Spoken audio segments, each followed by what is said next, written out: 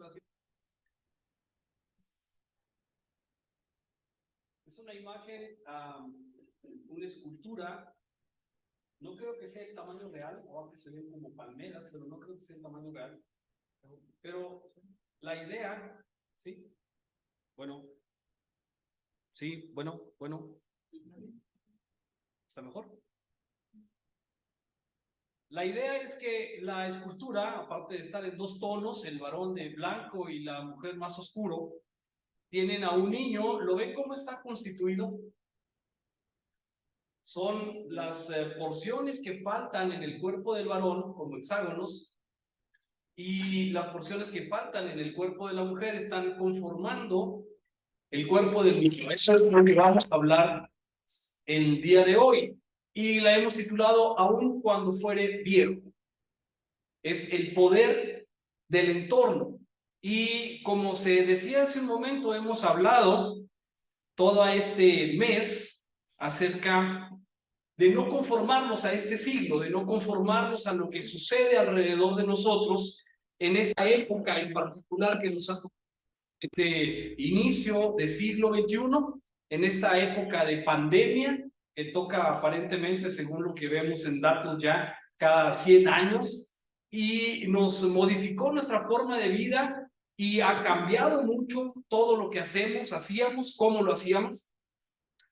Y tocamos en una primera forma, en una primera introducción, los peligros de esta era que se ha llamado la era digital y que probablemente inició en lo muy tarde del 1960s, 70s, cuando empezó a haber las insinuaciones de la tecnología que ahora nos es indispensable, los teléfonos celulares, los localizadores GPS. Todo esto que ahora es parte de nuestra vida cotidiana y que era impensable hace un siglo, bueno, los escritores de ficción lo habían anticipado, pero no de la forma en la que se anticipó. Uno de los más conocidos, quizás ya lo he dicho antes, el señor Isaac Asimov, un divulgador científico muy importante de fines del siglo pasado, anticipaba las computadoras como una herramienta indispensable para la humanidad, pero él nunca anticipó que alguien pudiera tener una terminal personal, una computadora personal en la que pudiera hacer el trabajo como se hace actualmente. Según él, la computadora iba a ser muy importante herramienta, iba a tener esas capacidades de cálculo asombrosas que se tienen ahora, pero según la tecnología en la que él empezó a desarrollar esto, la superficie que necesitaría una computadora de esas capacidades sería equivalente a toda la península ibérica. Es decir, todo el territorio de España tendría que estar miles y miles y miles de kilómetros de cable, tendrían que alimentar y dar vida a esa máquina extraordinaria que él pensaba. Y él imaginaba en sus cuentos de ficción que las personas iban a hacer solicitudes para poder acceder a la computadora. Iba a haber una larga lista de científicos con sus batas blancas y sus cuadernos de notas, preguntándole a la computadora sus más difíciles preguntas. Pero nunca anticipó que las personas íbamos a poder tener un teléfono como el que muchos de ustedes traen y están viendo desafortunadamente en este momento. La capacidad de ese teléfono que tienen ahora, hermanos, es superior a toda la tecnología que había en el módulo lunar que fue hasta el satélite de nuestra Tierra en 1969. La capacidad que tienen sus teléfonos ahora en gigas es infinitamente superior a las primeras computadoras que hacían cálculos matemáticos simples, sumas, restas, divisiones, etcétera. Ya pedirle a una de estas máquinas raíz cuadrada y multiplicaciones era demasiado. Pero ahora se habla de supercomputadoras, de tecnología de ADN que podrán hacer miles de millones de cálculos por segundo. No sé a dónde vamos a llegar, pero esta era digital, hermanos, tiene grandes avances y beneficios para nosotros. No hace mucho vi en qué van los brazos robóticos para atención médica, donde un cirujano que parece que está vestido de astronauta está ensayando movimientos tan finos que puede coser dentro de una persona o la córnea del ojo sin causar daño, aunque él no está presente en la ciudad donde se está llevando a cabo la operación. Es decir, a través de todos estos contactos y de movimiento inmediato puede operar a una persona que esté en otro lugar. Impensable hace algunos años.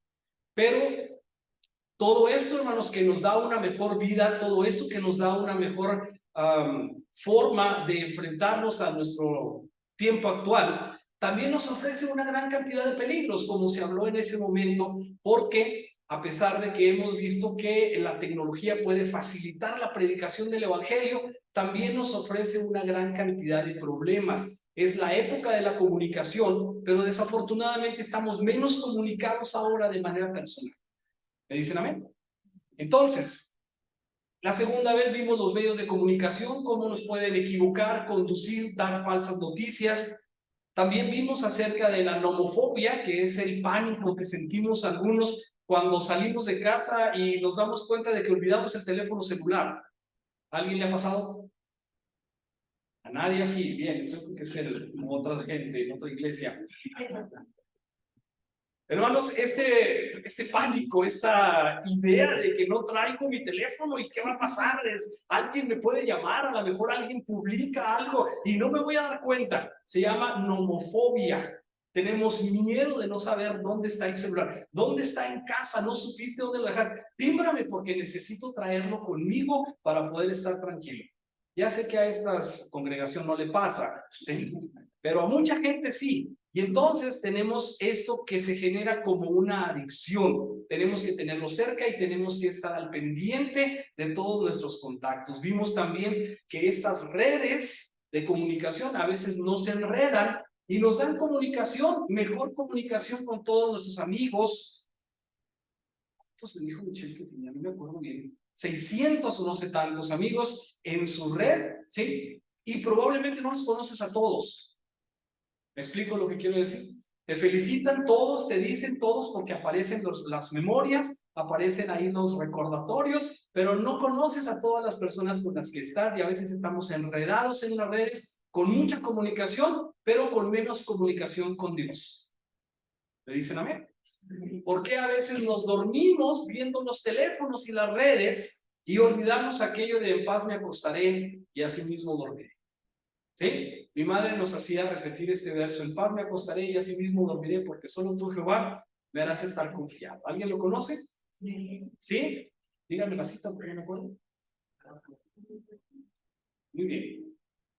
Es que mi madre tenía una versión diferente de la Biblia. Yo solamente me acuerdo del texto. Y en la mañana despertábamos y decíamos, ¿alguien sabe?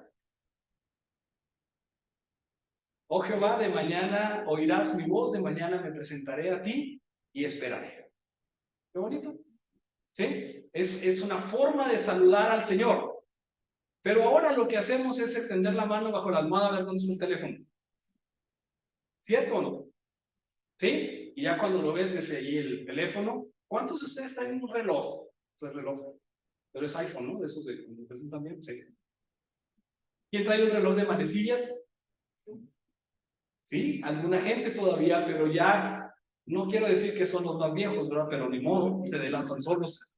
¿Sí? Porque ya cuando te preguntan, nadie mueve la mano para ver. Lo que haces es sacar tu celular, ¿verdad? Y contestas qué hora es. ¿Sí? Cuando ustedes vean que alguien hace este movimiento, calcúlenle que es del 60 para atrás. Pero es poco, ¿sí? La gente lo usa ahora como un símbolo de poder, los relojes que traen los deportistas profesionales, la gente política, es para decir tu estatus. Y bueno, este siglo que nos ha tocado vivir, tiene muchas modas y nos enseña cosas, nos crea necesidades que no existen más que en nosotros mismos, que no existen porque se crean estas ideas y se nos genera como una especie de inquietud si no poseemos, si no tenemos, si no decimos al mundo quiénes somos a través de esta conectividad, a través de estas posesiones y no nos quedamos atrás. La gente dice, ya nadie usa Facebook, ahora usan Instagram, ¿sí? ¿Por qué? Porque ya Facebook es de viejitos, otra vez no se sientan ofendidos, ¿sí? Y tus hijos te dicen, ay mamá, ya nadie usa Facebook, ¿sí? Y ellos dicen entre ellos, qué oso, no sé si dicen así ya, ¿verdad? A lo mejor ya no. Pero dicen, oye, qué mal, ¿cómo voy a tener de contacto a mi mamá? ¿Sí? O sea, eso no tiene que ser algo de los chavos que los más grandes nos quedamos pensando y decimos, oye, no sé de qué están hablando. Vimos también lo de las notificaciones. ¿Quién dicta tu agenda? Entre más conectado estés en una red y más notificaciones tengas, me sorprendí el otro día de que alguien le timbró y entonces le avisaban que había boletos de Volaris en oferta. ¿Vas a viajar? No. Y entonces, no, pues más, ¿sabe qué hay oferta? ¿Ok? ¿Sí? ¿Sí o no? Sí. ebook te avisa, ¿sí? Que hay un departamento para rentar en Holanda. Si lo quieres, ¿verdad? Si vas a ir a Holanda. No voy a ir. Y entonces, ¿sí? La gente está y contestan de inmediato porque parece una alarma, parece una cosa importante de ver que hay una oferta de vuelos. Vuela a Cancún desde 2,700 pesos, ¿sí? Pero luego le pones el TUA y le pones el MIA y le pones todo lo demás que dicen y te salen 6,000 pesos igual, pero la notificación ya atrapó tu atención. Cuando somos cautivos de las redes, hermanos, entonces no somos nosotros. Deberíamos usar nosotros en el artículo, deberíamos usar nosotros el teléfono y no dejar que él nos use a nosotros. Y él, cuando digo él, no me refiero al teléfono, no es tan inteligente, pero la gente que lo maneja sí. La gente que nos divide en grupos, la gente que dice, este es un baby boomer. ¿Quién sabe qué es un baby boomer? ¿Mande? Bueno, los de este lado, los que hicieron la mano así. Quiero decir que las personas que manejan las redes sociales dividen a los grupos por generaciones. Entonces, los que nacimos cerca de cierta fecha le llaman la generación silenciosa, después de la Segunda Guerra Mundial. Callados, trabajadores, con inseguridad en cuanto a lo que va a suceder. Luego siguen los baby boomers, quienes aprendimos que debíamos estudiar una carrera, trabajar para poder tener un empleo más o menos, una casa y una familia. Luego siguen los millennials, la generación X, perdón, y luego los millennials y luego los centennials y ya no sé dónde vamos. Y cada uno de nosotros dividido con una cierta necesidad especial, con un cierto gusto musical especial. Y entonces nos ofrecen separado ya en secciones para que te guste a ti. Me reí porque leí algo que decía, ¿te acuerdas de aquella estación que tocaba pura música para viejitos? Sí, oye, pues ya están tocando música bien padre. No es que esté tocando música bien padre, es que ya te gusta esa música, es la que estás escuchando. Estas personas conocen también nuestros gustos, nuestras necesidades, nuestro área de interés, que eso es lo que nos ofrece. Hay algoritmos, los de TikTok, por ejemplo, que por cierto lo están prohibiendo en algunos países ya, que permiten que la propia máquina sepa que tanto tiempo estuviste viendo determinada idea para que te sigan bombardeando con eso. Así que si estás viendo recetas de cocina, notarás que te llegan casi puras recetas de cocina. Y si estás viendo cosas de política, te llegan cosas de política y te dan precisamente lo que tú estás buscando y te tienen precisamente atrapado en la red. Vimos entonces esto de las notificaciones y la siguiente fue el Instagram, donde tenemos que publicar hasta las fotos aquellas en el baño, no voy a dar detalles, pero eso es algo que la gente hace porque gusta de publicar lo que come, cómo viaja, dónde están y todas estas cosas. Y los chismes de Facebook también lo tratamos más ampliamente, y los comentarios donde la gente deja ver su ira, deja ver su forma de ver el mundo y trata de que todos piensen como ellos, y los que no piensan como yo estarán entonces mal. Y también vimos acerca de TikTok en particular, cómo la gente manifiesta una gran necesidad de ser escuchados, tomados en cuenta y dejar constancia de su paso por este mundo, aunque eso signifique hacer cosas bastante extrañas. Hoy vamos a ver, hermanos, ¿quién debería encargarse de la educación de nuestros hijos? Sé que al preguntar ya está la respuesta, pero necesitamos analizarlo desde algunos puntos de vista. ¿Escucharon alguna vez que los maestros, con mayor frecuencia que los demás, dicen que los hijos son el espejo de los padres? ¿No es así? ¿No es los maestros que dicen? ¿Es cierto? Los hijos somos el espejo de nuestros padres. Así que si tú ves un niño bien portado, podrás entender que sus papás son una familia bien portada. Y si ves un niño desordenado, podrás entender que sus papás tienen algo de responsabilidad en ello. ¿Es correcto? 100% correcto. ¿Siempre es correcto? No. Pero lo damos por hecho, ¿no?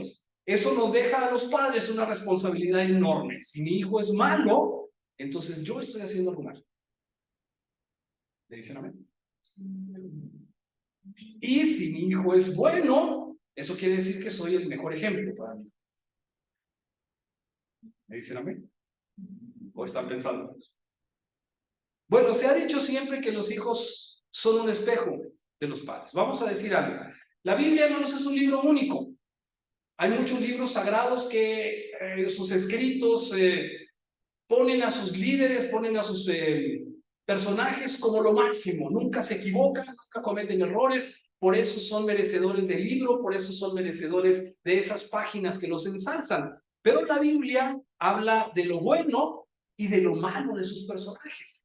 Ustedes mencionen a una persona, excepto Jesucristo, mencionen a una persona que venga en la Biblia y podemos encontrar estas dos facetas del ser humano. Algo un poco más oscuro, algo un poco más claro. Algunas personas tenemos la idea de que los padres de la Biblia son siempre ejemplares. Vamos a decir Adán. ¿Qué piensan ustedes? ¿Fue un buen padre? Digo porque uno de sus hijos mató al otro. No estoy haciendo chisme, ¿verdad? Eso es una persona. Yo apenas me enteré ayer y me dio un coraje. Uno de sus hijos mató al otro. ¿Ok? Y es Adán. Se supone que caminaba con Dios. ¿Sí? Debería de tener una situación mucho más adecuada. Encontramos, hermanos, episodios de algunos padres que realizaron buenas acciones, pero también estas acciones que son subrayadas, a veces nos llaman tanto la atención que olvidamos que también hicieron malas acciones que acarrearon consecuencias. Miren, vamos a ver ejemplos así rápido. Primer enunciado, Adán, como padre dije, hizo algo malo porque uno de sus hijos mató al otro. Así que probablemente no estaban tan bien encaminados, ¿no? ¿Es culpa de Adán? ¿No?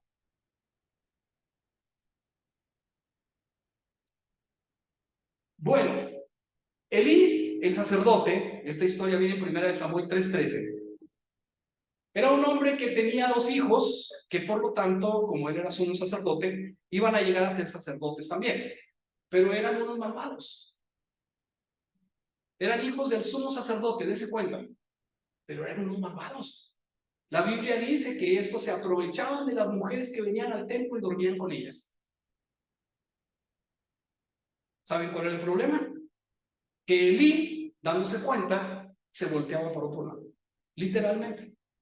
La Biblia dice que no los estorbaba. ¿Qué entienden ustedes?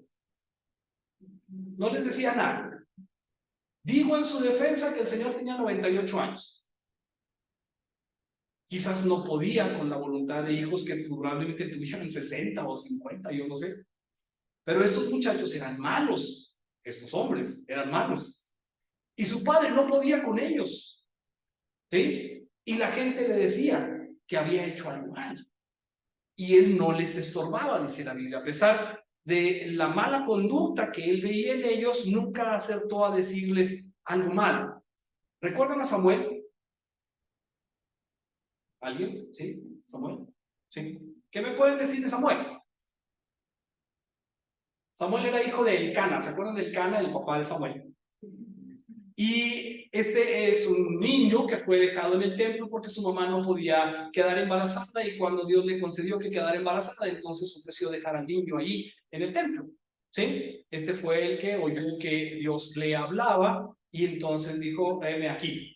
Un profeta famoso, un profeta que tuvo también hijos, pero estos hijos no lo hicieron tan bien. En 1 Samuel 8:4, después él los nombró jueces y entonces la gente le decía, tus hijos no salieron como tú, son corruptos. ¿Qué vergüenza?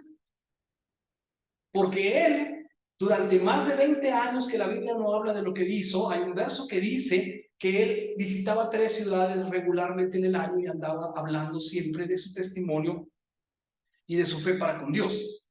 Cuando puso a sus hijos como jueces, esos hombres hicieron lo malo delante de Dios.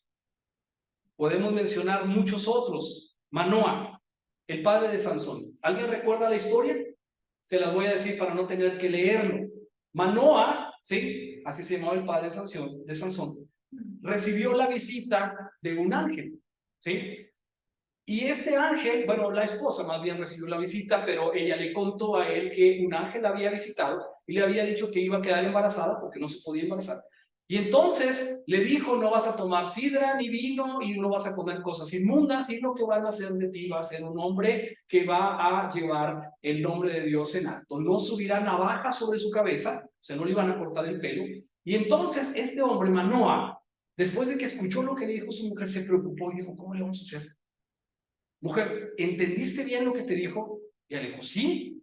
Y entonces él dijo, no, voy a orar a Dios y le voy a pedir, Señor, mándame al ángel otra vez, porque no sé qué vamos a hacer con este niño. Qué interesante. ¿Sí? Le dijo, dinos cuando ese niño llegue, ¿qué vamos a hacer con él? ¿Cómo lo vamos a educar? Y Dios mandó al ángel, ¿sí? Mandó al ángel y estuvo ahí con él y le dijo, mira lo que vas a hacer. Ya se lo dije a tu mujer, no va a tomar vino, no va a tomar sidra, va a ser un varón apartado, nazareo, su pelo nunca va a ser cortado y va a defender a los hijos de Israel delante de los filisteos. Y luego prendieron un holocausto, le ofrecieron de comer, pero él dijo, no, no quiero nada de comer. Prendieron el holocausto, se subió en la flama y se levantó al cielo. ¿Recuerdan la historia? Si no la conocen, léanla por favor, en Jueces 13:12. Ahí vienen todos esos detalles. Es bien interesante. Algunos estudiosos presumen que ese ángel era el propio Jesucristo. Y él quiso saber cómo iba a criar a Sansón. Y trató de ajustarse a lo que iba a hacer. Pero Sansón, hermanos, no nomás era muy fuerte, era muy terco. Y hacía lo que le venía en gana. Como un junior de los que hay actualmente muchos, ¿sí? Llegó y le dijo a su padre, ¿sabe qué, jefe? Es traducción, versión mexicana. Vi a una mujer que me gustó. Y dijo la mamá, oye, aquí hay muchas mujeres del pueblo de Dios. No, no, no, a mí la que me gusta es esa. Así que tómenmela por mujer. ¿Sí? O hago una rabieta, dijo. Y entonces, estas dos personas que sabían cómo deberían educarlo, hicieron la vista gorda. Dijeron, bueno, pues pobrecito mi hijo, todavía tiene 34 años, es el más fuerte del mundo, ¿no? Entonces, pobrecito, pues bueno, vamos a buscar a los papás de esta muchacha, a lo mejor todo sale bien, pero no es lo que Dios les había dicho.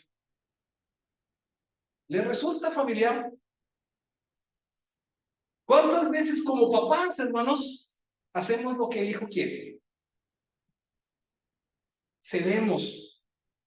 ¿Por qué razón? Porque queremos quedar bien con el hijo y a veces no quedamos bien con Dios.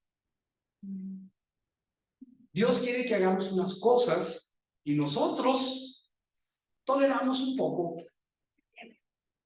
No pasa nada, o si pasa. A Sansón no le fue nada bien, hermanos. Dios lo usó a pesar de sus excesos, a pesar de sus tendencias, a pesar de sus intenciones, que siempre estaban, como dicen los gringos, en el borderline, ¿sí? En el filo de la navaja. No sabemos bien qué pensar. Dios lo usó, cierto, pero él nunca fue dócil ni hizo tampoco voluntariamente el consejo de Dios. Y sus papás no lo estorbaron. Eso es lo que quiero tomar en cuenta. Y podemos decir de David, hermanos. David dice siempre, la gente lo recuerda y díganme, era un hombre conforme al corazón de Dios. Sí, pero fue un pésimo padre. Primero tuvo un montón de hijos y no los cuidó, a ninguno. ¿Saben que uno de sus hijos violó a una de sus hijas? Y él dice en la Biblia, se enojó mucho, pero no hizo nada. ¿Qué mal nos estamos poniendo a todos? ¿Por qué hacemos esto? ¿Por qué vemos que los ejemplos bíblicos tienen estas dos facetas? Primero, porque somos humanos. Primero, porque si queremos presentar una forma de perfección, hermanos, estamos haciéndonos muy santos. Y ninguno de nosotros, hermanos, está limpio delante de Dios. Porque todos somos pecadores. Porque todos somos destituidos de la gloria de Dios. Y es por la misericordia de Dios que podemos estar de pie delante de Él. ¿Me dicen amén? Ninguno de nosotros, ninguno. Ni David, ni Moisés, ninguno, hermanos. Díganme quién fue el hijo de Moisés. Porque nadie lo sabemos. Porque no hizo nada. ¿Sí? Y fueron educados conforme a la ley de Dios. Pero ellos, hermanos, tomaron sus propias decisiones. David no corrigió a sus hijos, no los perdonó, no perdonó a Absalón nunca. ¿Sí? Y no los cuestionó tampoco qué hiciste. Él simplemente se mantuvo al margen. Y podemos mencionar a muchos otros. Job, hermanos, era relajado con sus hijos. Él era muy cristiano, es decir, era muy religioso, tenía buena comunicación con Dios. Pero dice la Biblia que cuando él sabía que sus hijos se habían juntado para celebrar la fecha del nacimiento, cada uno en su día, o sea, hacían una pachanga de cumpleaños, pero en forma, ¿sí? Y entonces Job, hermanos, en lugar de decirles a sus hijos que no hicieran los excesos, él iba y sacrificaba a Jehová y pedía perdón por sus hijos. Señor, tal vez a estos muchachos se les pasó la mano, perdónalos, pero no los enfrentaba. ¿Me dicen amén? Entonces la responsabilidad de los padres, hermanos, es decirles a los hijos, pero muchas veces es normal. Los encubrimos, los protegemos, los sobreprotegemos. Y entonces eso es de lo que estamos hablando en este momento. Saúl tenía un hijo que se llamaba Jonatán. Lo puse con H, no sé por qué. Jonatán era muy amigo de David y Saúl era enemigo de David y dio órdenes de matarlo y Jonatán lo conocía bien, así que le avisó, le dio el pitazo, ¿sí? Y David libró su vida. Saúl se enojó tanto, hermanos, que insultó a su mamá. Lean ahí en 1 Samuel 20:30, le dijo, hijo de mala madre. No puedo mencionar la versión en español o la traducción. Y trató de matarlo con una lanza a su hijo. ¿Qué estamos viendo aquí, hermanos? Estamos viendo que la Biblia nos presenta a los seres humanos como somos. Se llenó de coraje, ¿sí? Olvidó el camino de Dios, ya lo habíamos visto desde hace mucho tiempo. Y así de igual manera, hermanos, el libro de Reyes está lleno de imágenes que quiero que queden en su cabeza hoy. Padres muy buenos que tuvieron hijos muy malos. La Biblia dice, Jeroboam no hizo como su padre, sino se desvió en pos de dioses extranjeros, ¿sí? Y nos presenta también padres muy malos que tuvieron hijos muy buenos, que hicieron lo correcto delante de Dios, que no siguieron el ejemplo de sus padres, sino que pusieron el ejemplo al pueblo para que volvieran a encontrarse con Dios. ¿Le dicen amén? ¿De qué estamos hablando entonces, hermanos? Estamos hablando de esta pregunta. ¿Quién está a cargo de tus hijos?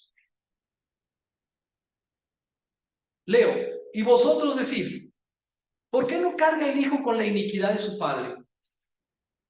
Cuando el hijo ha practicado el derecho y la justicia, ha observado todos mis estatutos y los ha cumplido, ¿qué dice Dios, hermanos? Ciertamente vivirá. Estoy leyendo en Ezequiel. El alma que pecare, complétame, esa morirá. El hijo no cargará con la iniquidad del padre, ni el padre cargará con la iniquidad del hijo.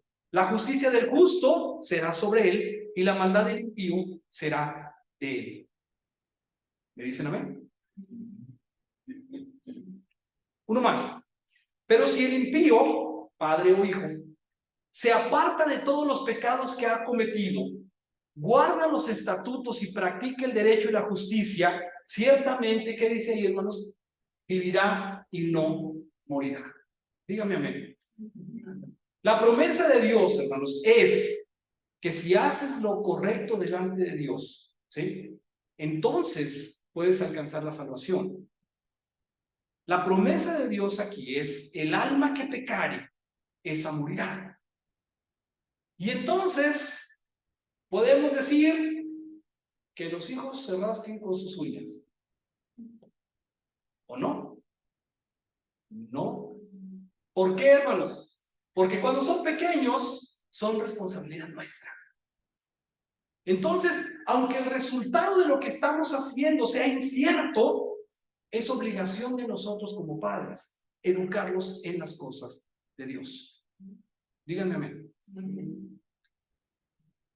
Los cristianos, hermanos, tenemos la obligación sagrada de enseñar la verdad de la palabra a las próximas generaciones y enseñarlas de manera estricta, enseñarlas de manera correcta. No nomás decir, oye, bueno, pues es que hay muchas iglesias a las que tú quieras ir, está bien. Otras familias dicen, no, pues no lo voy a llevar a la iglesia cuando esté grande, que él decida. Déjeme decirle que cuando esté grande va a ser muy tarde. Es su obligación hablar de lo que usted conoce, de lo que usted ha recibido. Recibimos de gracia y también damos de gracia. Es obligatorio para nosotros como padres hablar de estas cosas, principalmente a nuestros hijos, porque la Biblia dice que debemos hablar a todos a tiempo y fuera de tiempo, pero mayormente a los domésticos de la fe. Dígame, ¿qué quiere decir eso? Domus era la palabra para casa. Los domésticos de la fe son los que están en casa. Así que primero a los domésticos de la fe son los que tenemos que hablar. Y entonces, hermanos, ahí se va a ir formando una nueva generación. Debemos esforzarnos porque entiendan que pueden llegar a ser hijos de Dios, que practiquen la justicia y conozcan los estatutos de Dios. Dígame amén. Debemos esforzarnos porque lo sepan. Porque, hermanos, no sabemos el resultado, pero vamos a estar haciendo lo que Dios quiere que hagamos. Debemos asegurarnos que sepan que Él, Dios, tiene un plan específico para cada uno y para que estén preparados para enfrentar la vida. Vean lo que dice el Salmo 79, si no me equivoco. Escucha, pueblo mío, mi ley. Inclinad vuestro oído a las palabras de mi boca. Abriré mi boca en proverbios, hablaré cosas escondidas desde tiempos antiguos, ¿sí? Los cuales hemos oído y entendido porque nuestros padres nos las contaron. No las encubriremos a sus hijos, contando a la generación venidera las alabanzas de Jehová, su potencia y las maravillas que hizo. Él estableció testimonio en Jacob y puso ley en Israel, la cual mandó a nuestros padres que la notificaran a sus hijos, para que lo sepa la generación venidera y los hijos que nacerán de esa generación, y los que se levantarán lo cuenten a sus hijos, a fin de que pongan en Dios su confianza y no se olviden de las obras de Dios, para que guarden sus mandamientos. ¿Me dicen amén? Entonces, hermanos, es obligación nuestra transmitir las enseñanzas de Dios a la siguiente generación. En la época en la que esto fue escrito, la Biblia no estaba completa, no había manuscritos para todos, no había suficiente material escrito para que cada uno tuviera en su casa, pero había este conocimiento, de tal manera que era obligación de los padres hablarle a los hijos acerca de esto. No había sido completada la Biblia, pero las enseñanzas que había dado Moisés desde el Génesis hasta el Deuteronomio, todo el Pentateuco, eran las que debían enseñar a los hijos. Lo primero que le enseñaban a un niño pequeño judío era: escuche, Israel, Jehová nuestro Dios, Jehová uno es. Para empezar, ¿sí? No nos criamos nosotros a nosotros mismos, nosotros creemos en Dios.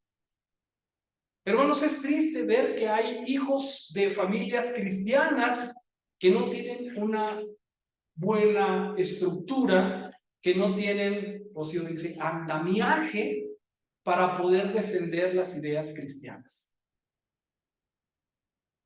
¿Es triste o no es triste?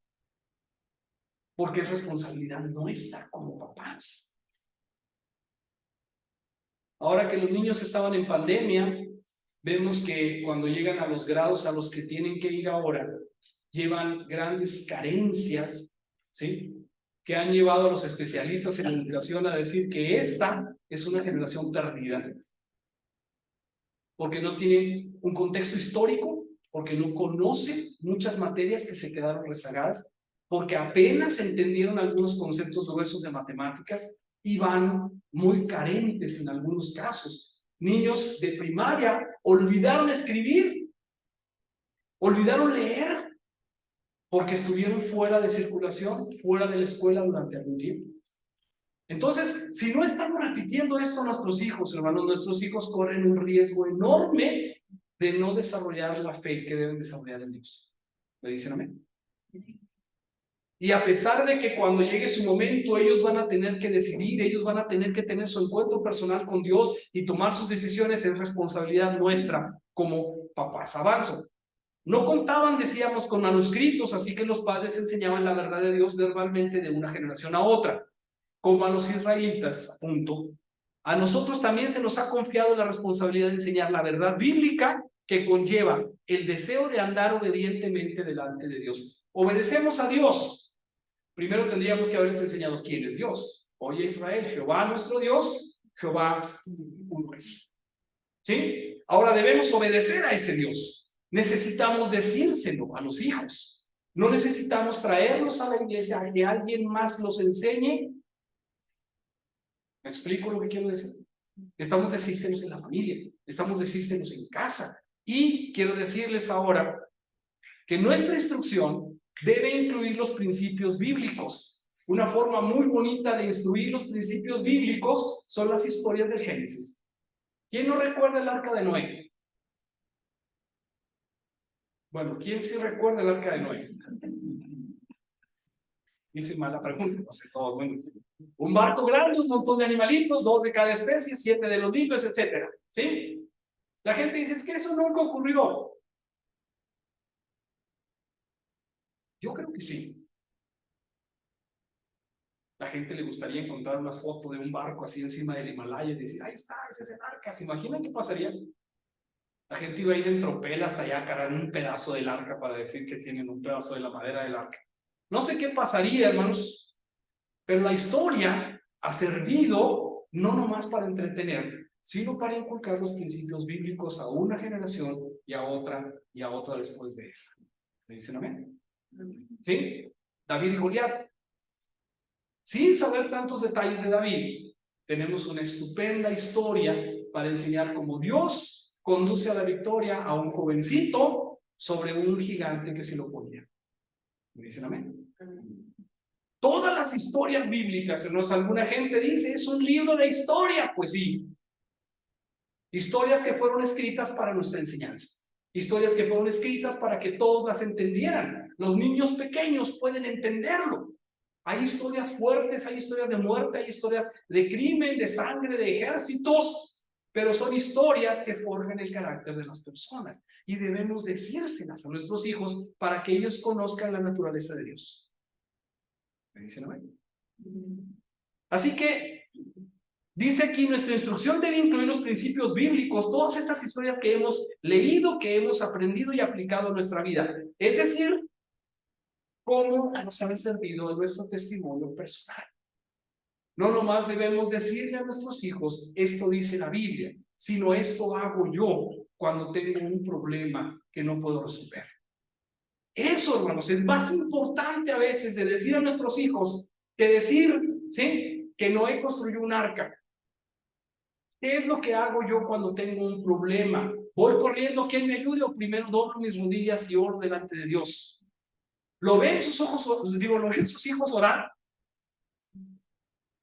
Le dice a sus hijos, está bien, hijo, vamos a ver qué pasa, vamos a orar primero. Esto es enseñanza directa, esto es testimonio que tenemos que dar a nuestros hijos. Como en la época del Antiguo Testamento, debemos enseñar a nuestros hijos quién es Dios, lo que ha hecho y la manera en la que Él espera que nosotros vivamos. Pero la instrucción, hermanos, no es suficiente. Debemos enseñarles a obedecer al Señor. ¿Cómo, hermanos? Con nuestro ejemplo. Si hablamos y hablamos y hablamos y nuestro ejemplo no es congruente, nuestros hijos no van a hacer lo que les decimos, van a hacer lo que hacemos.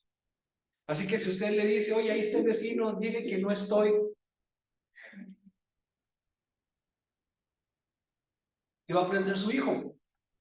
Pues que puede decir que no está. Son cosas pequeñas, son minucias, pero que forjan el carácter de los hijos. Ellos hacen lo que nosotros hacemos, no lo que nosotros decimos. Y ellos son perfectamente observadores. Ellos saben qué es lo que está sucediendo. Los podemos engañar una o dos veces, pero ellos cuando llegan a la adolescencia se dan cuenta de lo que es nuestra realidad. El ejemplo es tan necesario como la instrucción. Por eso debemos vivir de acuerdo con lo que proclamamos, si es que realmente deseamos compartir la verdad de Dios a las generaciones venideras. Entonces, hermanos, aunque creemos que no conocemos lo suficiente de la Biblia, alguien dice que yo no sé mucho de la Biblia, todos tenemos un testimonio que compartir. ¿Me dicen amén? Es más importante a veces el testimonio. Mira, hijo, yo no sabía qué hacer, pero entonces oré a Dios y Dios me respondió de esta manera. ¿Qué tiene que saber acerca de eso? Que Dios responde. ¿Sí? Le platiqué una vez algo de esto a un compañero de trabajo y al siguiente día vino riéndose porque me dice que su hijo se pone muy nervioso en los exámenes y yo le regalé un texto que dice: aquí yo iré delante de ti y te enseñaré cosas grandes que tú no sabes. No lo dije correcto, ¿no? Cosas grandes y maravillosas que tú no sabes. Cosas grandes y ocultas. Por ahí va, la idea es que Dios va a enseñarnos. Yo te enseñaré cosas grandes y ocultas que tú no sabes, dice Dios al rey de Persia. Y la idea, al regalar este verso, es decirle que confíe en Dios para lo que quizás no sabe. Y dice que al siguiente día ya iban a la escuela y el niño se tardó, así que él fue a ver qué estaba haciendo. Y el niño estaba en la cocina con sus manitas juntas, diciéndole: Señor, ayúdame en el examen, porque no sé nada del examen. ¿Sí? Es infantil, es tierno, es bonito, pero él le dio a su hijo la confianza de confiar en Dios. ¿Sí? Eso es lo que hacemos cuando le decimos a los hijos algo, pero ellos lo hacen. Si nos ven que lo hacemos nosotros, el ejemplo va a ser importante. El testimonio de nosotros es importante para que ellos lo sigan también.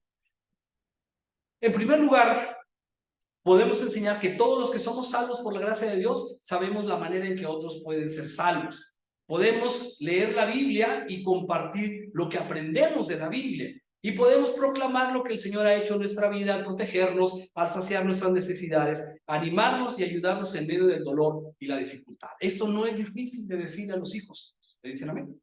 ¿Sí? No necesariamente decirle: mira, hijo, Pablo escribió esto en el año 57 después de... No, lo que necesitamos es decirle: mira, cada vez que yo tengo un problema, me siento mucho mejor si oro a Dios y lo dejo que Él resuelva.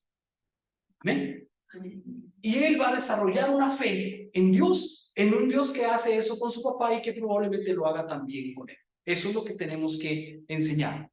Los padres cristianos no debemos delegar esta responsabilidad a otras personas, aún sea el maestro de la escuela, aún sea el maestro de la iglesia. Eso es personal. Es necesario enseñárselo a los hijos y repetírselo, porque, por ejemplo, dice: vosotros padres, no provoquéis a ira a vuestros hijos, sino criarlos en disciplina y amonestación del Señor, según Efesios 6:4. No tenemos que poseer un alto nivel académico para cumplir con esta responsabilidad. No tenemos que enseñar un estudio profundo de las cartas Apocalipsis o algo así, sino tenemos que decir lo que Dios ha hecho en nuestra vida. Debemos leer la Biblia y asegurarle la veracidad de ella a nuestros hijos. Hermanos, vamos finalizando. La condición de nuestra sociedad actual hace que esta responsabilidad sea aún más importante. Vean, el mundo en el que viven nuestros hijos está lleno de peligros, distracciones y mentiras que los pueden alejar de Cristo.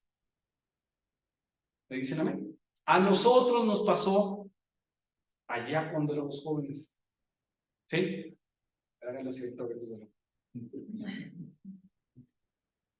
Pero la condición actual, hermanos, parece más peligrosa. La era digital parece más peligrosa porque tienen acceso a información que nosotros ni siquiera nos imaginábamos. Así que tenemos que darnos cuenta, hermanos, que esta responsabilidad está más vigente que nunca. La tecnología de nuestros días, decíamos, puede ser usada para proclamar el evangelio, pero también puede venir a ser una distracción muy fuerte para los jóvenes. Vean, hermanos, existen varias maneras en las que podemos enseñar a la próxima generación. Primero, como decía ahorita, nuestro testimonio y nuestras creencias, nuestra confianza, pero también debemos compartir lo que hemos aprendido de nuestros padres y nuestros abuelos. ¿Me dicen amén? Mi abuela decía, mi madre decía, mi madre me enseñó. Esos son testimonios que tenemos que decirle a nuestros hijos. Les da un andamiaje, un sentido de pertenencia y les enseña que esto ha sido practicado por muchas generaciones. Así que esos son conocimientos sólidos que nuestros hijos deberían recibir. La clave radica en qué tanto le ponga usted de ganas para enseñarle a los hijos. No podemos dejar pasar las oportunidades de enseñarles solo porque nos sentimos incapaces de hacerlo. Verán, como vivimos en una sociedad que rechaza a Dios, es muy curioso cómo usted puede iniciar una conversación y hablar de Buda y todo el mundo pone atención. Puede hablar de Confucio y todo el mundo pone atención. Pero habla de Jesús y parece que echaron ácido, todo el mundo se va. Nadie quiere saber nada de Jesús. ¿Por qué? Ya van a empezar. Ya van a empezar. Pero si estábamos hablando de Buda y de la Madre Teresa de Calcuta, no. Está bien, pero Jesús no quiere ni oírlo mencionar. Dígame a alguien por qué. Parece increíble, hermanos, pero nadie quiere hablar de Jesús. Es como una condición de este mundo. La sociedad rechaza a Dios y no podemos depender entonces de la sociedad para que los hijos entiendan cosas de Dios. Es a nosotros, a los que Dios nos dio la responsabilidad de enseñar, a los hijos que aprendan a discernir el bien y el mal. ¿Por qué? Porque como nuestra sociedad, hermanos, rechaza a Dios, no enseña lo que está bien y lo que está mal. ¿Me dicen amén? Ahorita todo vale. Si le pregunto a cada uno de ustedes, puede ponerme ejemplos, ¿sí? Lo mejor que podemos hacer para nuestros hijos es hablarles de lo que dice la Biblia. Porque ahorita, hermanos, está perdida la línea entre lo que está bien y lo que está mal. Escuché hablar hace poco a una persona que dijo, el mundo se volvió loco, ¿sí? Y les voy a decir en qué se basaba. Debemos hablar con nuestros hijos acerca de temas espirituales, hermanos. Nadie más va a hablar con ellos acerca de temas espirituales. ¿Me dicen amén? La Biblia dice, el que anda con sabios, sabio será. No siempre, pero es más probable que sí. Mas el que se junta con necios será quebrantado. Y el tema de hoy es, instruye al niño en su camino, y aun cuando fuere viejo, no se apartará de él. Si le decimos a los niños, va a quedar ahí con ellos esta idea de lo que está bien y lo que está mal. ¿Qué es lo que va a pasar? No tenemos seguridad, hermanos. El hombre es el hombre y sus circunstancias, pero ciertamente el mundo está loco. Hace unos días escuché de una persona que se concibe o se percibe a sí mismo como mujer. Y entonces entró a una competencia de mujeres. Y como todo está permitido, le dejaron que entrara. El tipo mide casi 2 metros, tiene masa muscular de hombre, es nadador, ¿sí? Y entró a una competencia de mujeres. ¿Qué creo que pasó? Rompió 4 récords mundiales del equipo femenino. El impostor, no sé cómo llamarlo, es un hombre completo, pero él dice que es mujer. Y entonces incomodó a todas las chicas en el vestidor de mujeres. ¿Por qué? Porque todas estaban cambiando y él entra ahí al vestidor de mujeres porque él dice es que no soy mujer. Y entonces el mundo está loco, hermanos, porque no solamente él, sino ahora hay una cosa que le llaman deporte transgénero. Y hay un asiático, no voy a saber si es coreano, pero él tiene instrucción militar y él dice que es mujer. Entonces está practicando artes marciales con mujeres. Le aguantan un golpe y las noquean. Y levantan los brazos. Soy el campeón de las mujeres. Bueno, soy la campeona, pero es el campeón, o sea, es hombre, la masa muscular y todo eso. El mundo está loco, hermanos. Está loco. La señorita España, resulta que no era señorita España, era señorito España. ¿Sí? Y es que yo tengo derecho. ¿Por qué? Porque no soy mujer, porque me operaron. Bueno, que lo hayan mutilado no quiere decir que no es hombre. Y la verdad es que la gente pierde la cabeza. Pregúntenle a los chicos y no hacen tanto escándalo como estoy haciendo yo desde este grupo. ¿Por qué, hermanos? Sí, a lo más levantan los hombros y dicen, Si él cree, ¿sí? Y estamos perdiendo una línea entre lo que está bien y lo que está mal. ¿Quién se lo va a enseñar a la siguiente generación? Por favor, levante la mano. ¿Quién se lo va a enseñar a la siguiente generación? Nosotros, hermanos. Nosotros se lo vamos a enseñar a la siguiente generación. Y le vamos a decir, Jehová nuestro Dios, Jehová, uno es. ¿Sí? Y él dice esto. Y él dice, como es lo natural, que hay solamente dos sexos en los seres humanos. A un profesor en España lo suspendieron, le quitaron su pensión y lo dieron de baja porque dijo que solamente había dos sexos. Y perdónenme, hermanos, pero solamente hay dos sexos. Es un poquito fuerte lo que voy a decir, pero si los del CEMEFO, como se llaman esos que se ponen los trajes blancos y van a las escenas del crimen, encuentran, perdónenme otra vez, un pedazo de una persona, no las manos, no la cabeza, no la pelvis, encuentran un pedazo de una persona. Y dicen, encontramos esto, que es hombre o mujer. Lo que hacemos es tomar una célula de ese cuerpo, ¿sí? Lo cortan en una rebanada muy delgada, con un microtomo se llama, y le ponen unas tinturas especiales y lo ven al microscopio. El núcleo de las células tiene en su orilla una pequeña parte que se llama cuerpo de Barr. Ese cuerpo de Barr se tiñe de un color oscuro. Si la célula tiene cuerpo de Barr, es mujer. Aunque ese pedazo haya creído que es hombre, es mujer. Si ustedes van con una persona, pueden sacar una muestra de adentro de la mejilla y hacer el mismo procedimiento, y cada célula de su cuerpo les va a gritar que es, aunque no le gusten sus genitales. Cada célula de tu cuerpo es una célula masculina o una célula femenina. No hay confusión en lo que Dios hizo. Hay confusión en la mente del hombre. Pero nosotros, hermanos, estamos llamados a darle a la siguiente generación una seguridad, y esa seguridad es la que Dios nos da también a nosotros. Quiero tener solamente estas diapositivas más, ¿ya? ¿Qué va a pasar con nuestros hijos, hermanos? No lo sé. Debemos hablarles, sí, es responsabilidad de nosotros, debemos guiarlos, enseñarles a Jesús, enseñarles a Dios el plan de salvación y enseñarles nuestro testimonio personal y decirles, esto es lo que vamos a hacer. ¿Por qué, hermanos? Porque llega un momento en el que nuestros hijos van a empezar a crecer y el poder del entorno familiar se va a ir diluyendo. Póngame atención. Lo voy a leer rápido. El poder del entorno del hogar, nuestra primera escuela es la casa. Ya lo mencionamos, nuestros primeros maestros son nuestros padres, nos dan clase con su ejemplo, malo o bueno.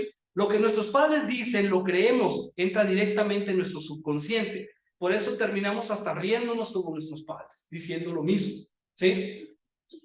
En el hospital una vez salí y estaba una niña, ya lo eché a perder el chiste, ¿no?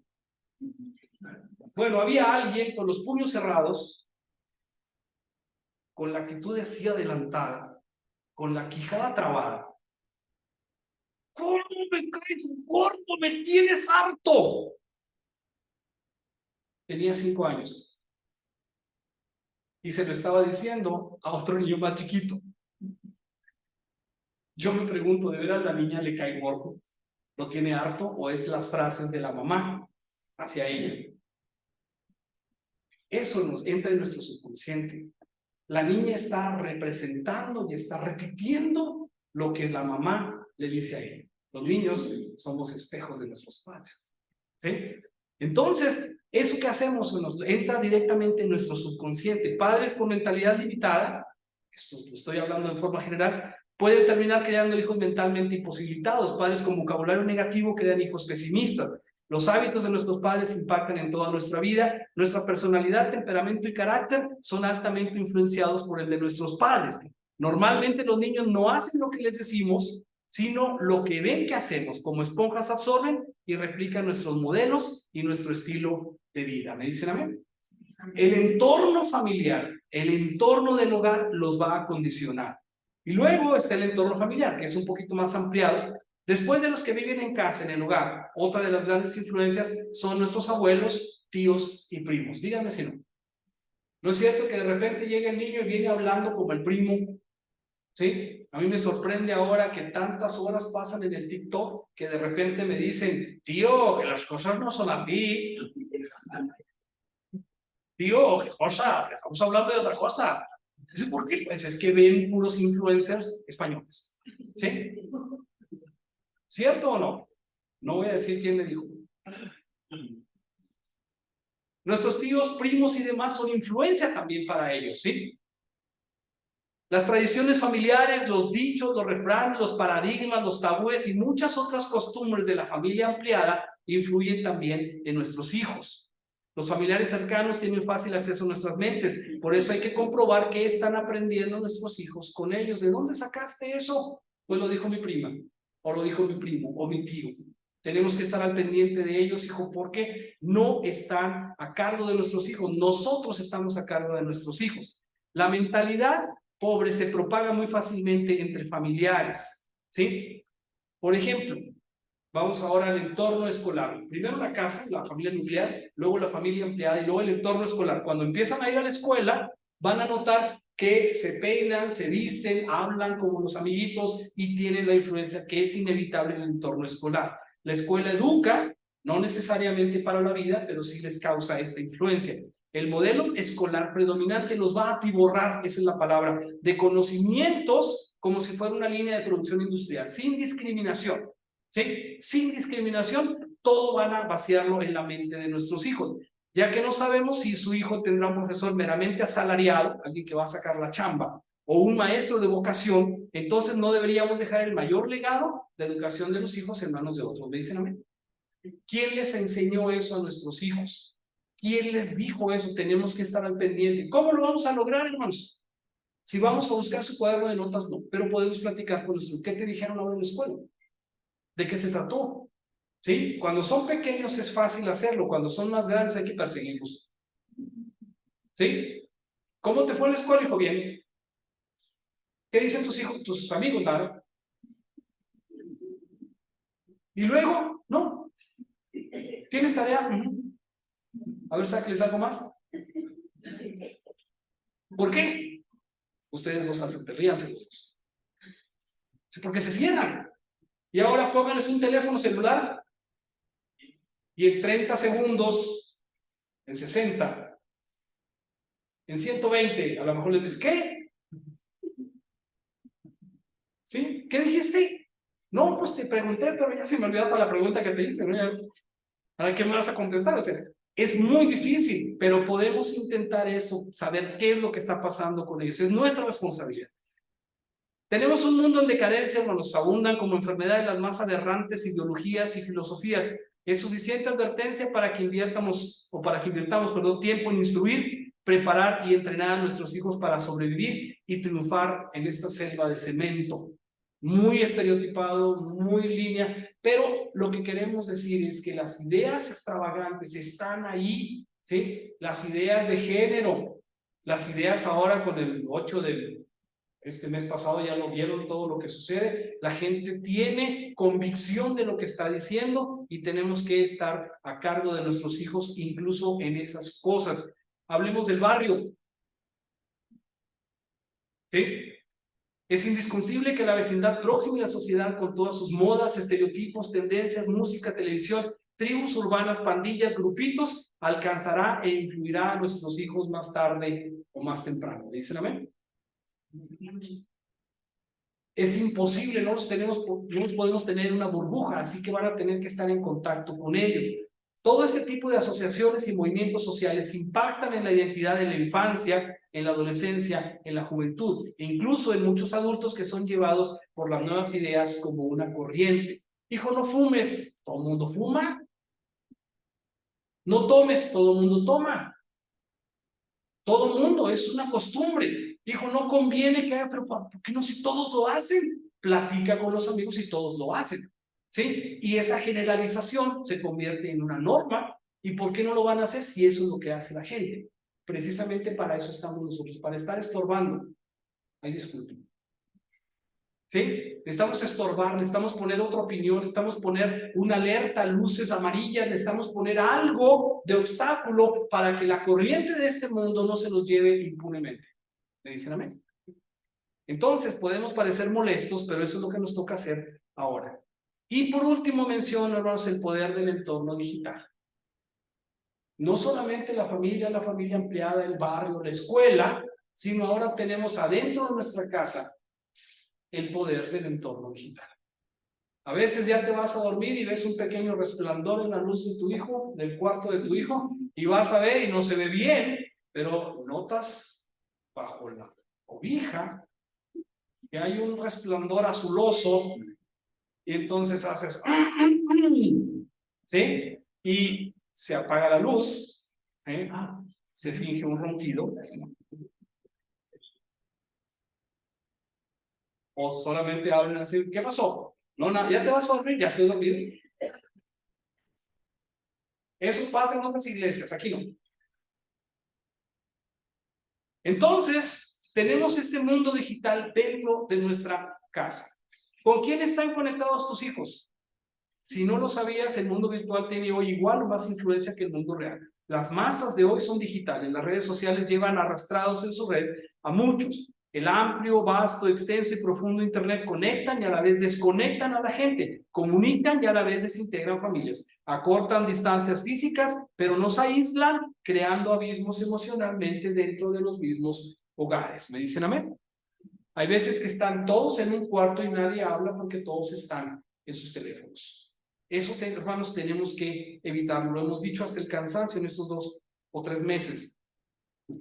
Los juegos en línea, los retos, los desafíos se propagan como plagas, ¿sí? Y este último enunciado, véanlo, porque la pérdida del pudor y la vergüenza, entre otros muchos efectos de Internet y las redes sociales, impacta fuertemente la tarea de instruir a nuestros hijos. Entonces, hermanos, vamos a terminar con esto. Es responsabilidad de los padres criar a nuestros hijos. ¿Quién de ustedes cree que es demasiado tarde para criar a su hijo? ¿Quién de ustedes diría, oye, pero es que tendría que haberlo hecho antes? Ahorita ya no. Una frase que leí una vez dice, ¿cuándo tenemos que empezar a educar a nuestros hijos o no? La respuesta del autor es, ¿cuándo tenemos que empezar a crear a nuestros hijos? 20 años antes de que nazcan. O sea, tenemos que educarlos para que ellos eduquen a sus hijos. ¿Ya me expliqué? ¿Sí? Tenemos que educarlos para que ellos eduquen a sus hijos. Es decir, impactar a la siguiente generación. Una de las cosas que me llamó la atención es que como padres a veces nos ponemos como un modelo de perfección. Presten atención. ¿Sí? Y le decimos a nuestros hijos, no, hombre, yo me sacaba puros 10. ¿Sí? La verdad es que ahí está tu boleta, no tienes puros 10, pero le dices eso como para picarlo y que, no, hombre, los maestros me veían y me daban el pase, o sea, no, imposible. Era un 10 cerrado. Y entonces el hijo dice, no, hombre, le voy a decir a mi papá que me saque un 7, pues no, hombre. Entonces cortas la comunicación. ¿Me explico? Si nos ponemos como papás perfectos, lo más probable es que vayamos a aislar a nuestros hijos y que no vayan a querer decirnos lo que está pasando realmente. ¿Me dicen amén? Así que a veces los chicos de 12 años, de 13 años empiezan ya a retraerse y no los podemos abrir, pero menos los vamos a poder abrir si nos planteamos como personas perfectas y como personas que no cometen errores y como hijos que no somos delante de Dios. ¿Me dicen amén? ¿Por qué? Porque si estos hombres que vimos al principio cometieron sus fallos, hermanos, díganme quién de nosotros está libre de este problema. Entonces no podemos ponernos delante de nuestros hijos como personas perfectas. No somos perfectos. Debemos de hablar con ellos en un ambiente de decir, hijo, yo también metí la pata muchas veces. ¿Me explico lo que quiero decir? Rocío me divierte mucho con una anécdota que me cuenta porque estaba entre sus alumnos un niño que era muy burro. Perdón, no debo decir estas cosas para referirme a un hijo o a un niño que tiene poca aptitud, pero sí era un burro, o sea, no aprendía nada. Y entonces se sacó un 5, me parece, según lo que dice Rocío, un 4. Total, no pasó, era un burro, ya dijimos. Entonces, resulta que el niño tenía que traer la firma para que el papá se enterara. Y entonces, al día siguiente, el niño viene con la firma del papá, pero muy contento. Y entonces le dice Rocío, ¿qué te dijo tu papá? No, dijo que muy bien, que él se sacaba un 2.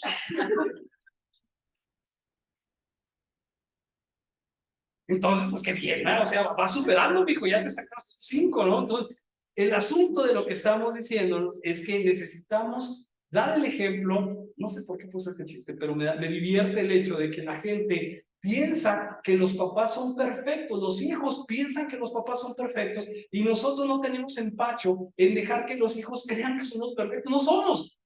Necesitamos hacerlos más humanos, más alcanzables, más cercanos a ellos para que puedan compartir su problemática con nosotros. ¿Me dicen a mí? Así que si hasta ahorita lo hemos hecho mal, si usted dice, yo ya tengo un hijo de 18 años que no hace caso para nada, yo ya tengo un hijo que la verdad pienso que lo estoy perdiendo cuando no es que ya lo perdí.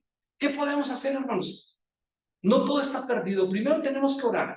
Segundo, tenemos que esforzarnos. Y tercero, tenemos que tratar de acercarnos a ellos. Tal vez no todo esté perdido. Si lo ponemos en manos de Dios, si ponemos nuestro problema y dedicamos tiempo para esto, probablemente podamos influir en la vida de nuestros hijos, a pesar de que se nos haya ido la primera infancia. ¿Me dicen amén? Entonces, quizás aún no es demasiado tarde para expresar una opinión en contra de lo que nos parece mal. Mira, hijo, a mí no me parece bien. Tenemos que tratar de sostener esta posición, ser inteligentes y seguir el consejo de Dios. Esperemos en oración que Dios también nos guíe a nosotros y alcance a nuestros hijos y a todos en nuestro entorno. No nos conformemos a este siglo, sino renovemos nuestra mente. Vean lo que dice aquí, hermanos. La juventud de hoy ama el lujo, es maleducada, desprecia la autoridad, no respeta a sus mayores, chismea mientras debería trabajar. Los jóvenes ya no se ponen de pie cuando los mayores entran al cuarto, contradicen a sus padres, fanfarronean en la sociedad, devoran en la mesa los postres, cruzan las piernas y tiranizan a sus maestros.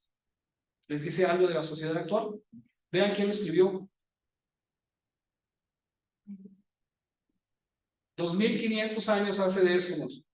¿Qué dice ahí de los jóvenes? ¿Son iguales a los que estamos ahora? Y son iguales a los que hacen la mano así. También nosotros tuvimos ese problema.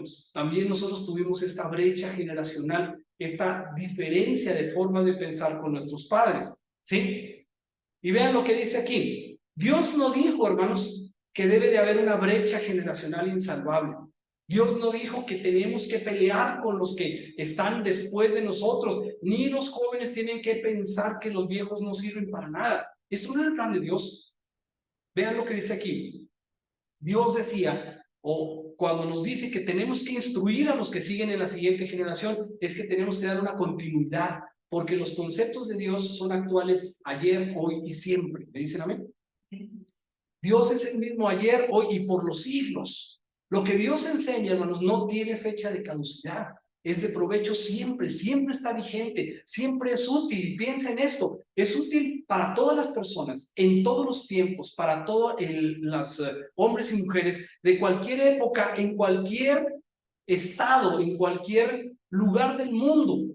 No hay una cosa que Dios enseñe que no pueda ser aplicado en cualquier parte del planeta. No es cultural, es personal, es de valor intrínseco. No es lo que creen los tarahumaras o lo que creen los egipcios o lo que creían los babilonios. No, es un conocimiento humano, actual, universal y vigente. ¿Me dicen amén? Entonces, vean lo que dice esto Chesterton. No lo conozco de otra cosa, pero me gustó mucho porque dice que a cada generación la salva un puñado de hombres y mujeres que tienen el valor de ser inactuales. En un español más básico, pudiéramos decir que la gente que no se deja arrastrar por la moda es la que salva a cada generación. ¿Qué es lo que hemos dicho en todas estas predicaciones? Bueno, no te dejes vencer de lo malo, más vence con el bien el mal. No vayas con este siglo, sino renueva tu mente en el amor de Cristo. Dios nos cuide, decía mi abuela, ¿sí? Siempre decía, Dios nos cuide.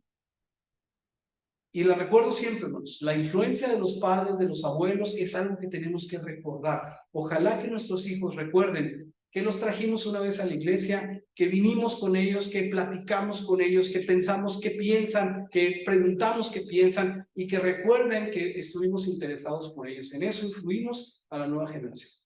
Dios les bendiga a todos.